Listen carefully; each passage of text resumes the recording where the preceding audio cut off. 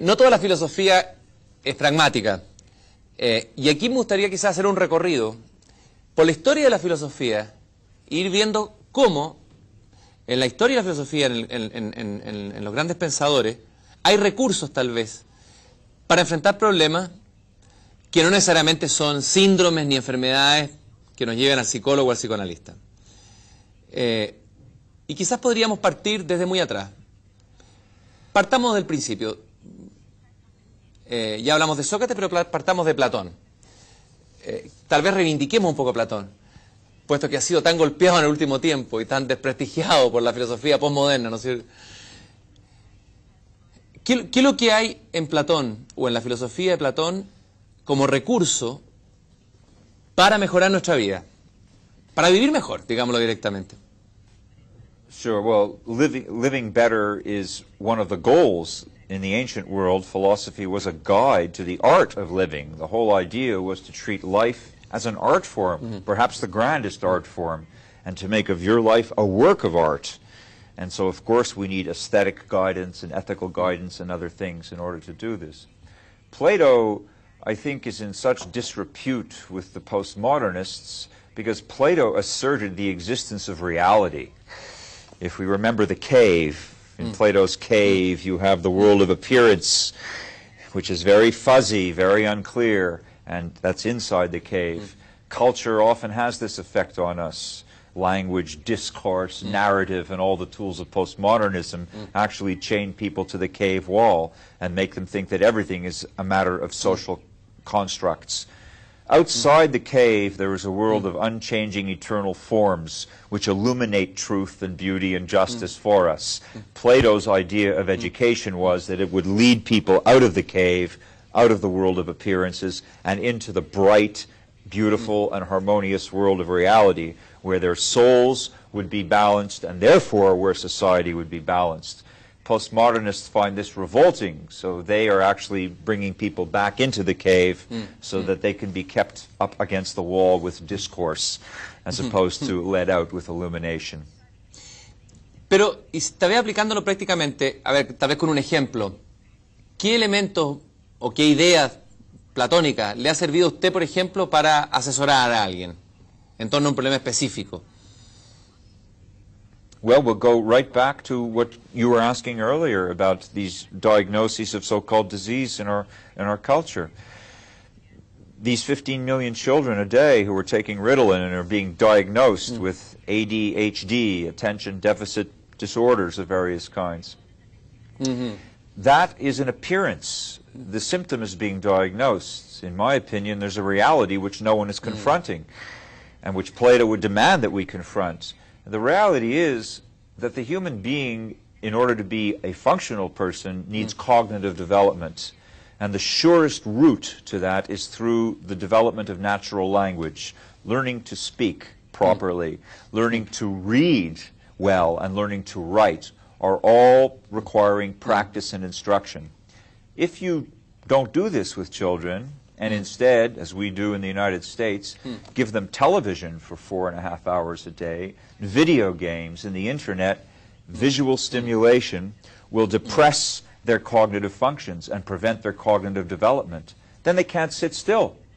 And then we diagnose them and drug them. That's the world of appearance. The reality is that the philosophy of education and technology are so impoverished that this so-called epidemic is actually a disease of enculturation. And any Platonist would understand that we're moving further away from the ideal rather than closer to it. En uno de los libros usted habla de la palabra terapia.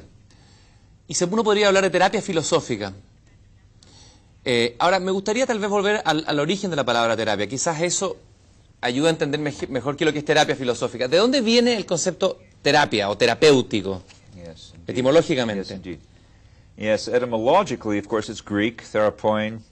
It means to attend to something. It's very generic. Doesn't say what. So a therapist in the ancient world was just an attendant of some kind. So in other words, someone who parks your car, you know, valet parking really is a car therapist, if you think of the Greek. Right? And the idea of therapy is understood by most people.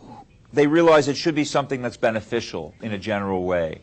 So, for example, petroleum jelly or Vaseline was sold as lip therapy. Good for the lips. Yeah.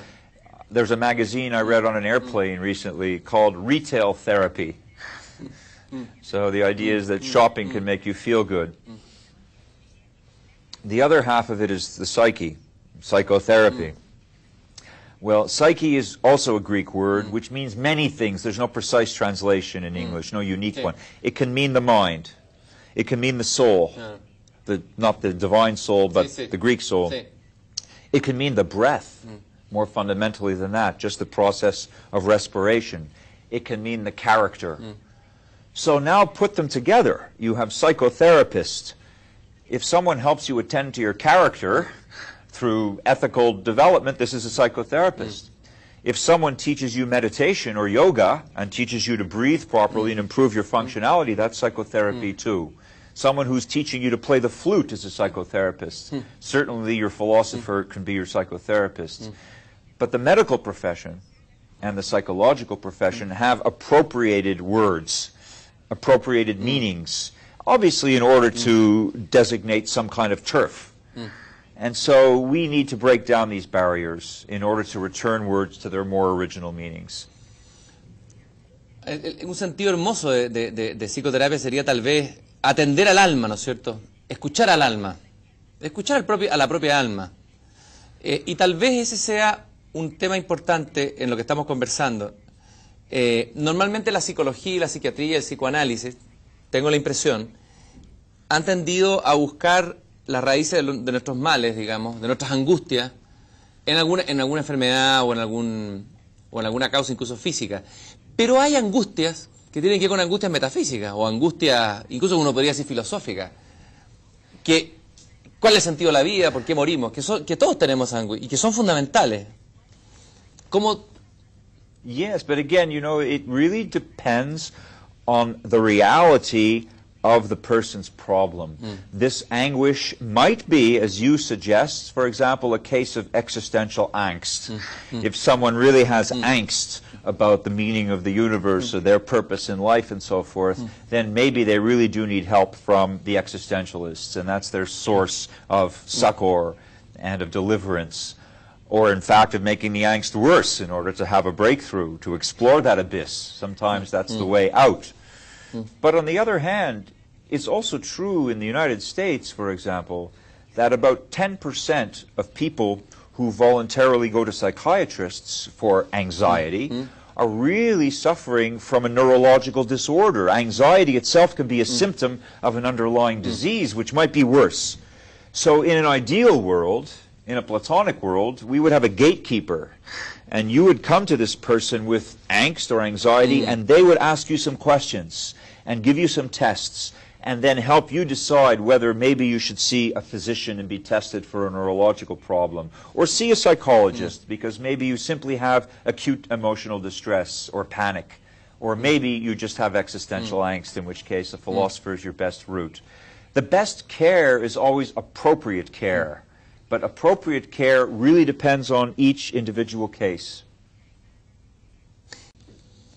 Muchas gracias por haber estado aquí en este programa. Muy amable. Muchas gracias. De nada. De nada. Thank you. Thank you.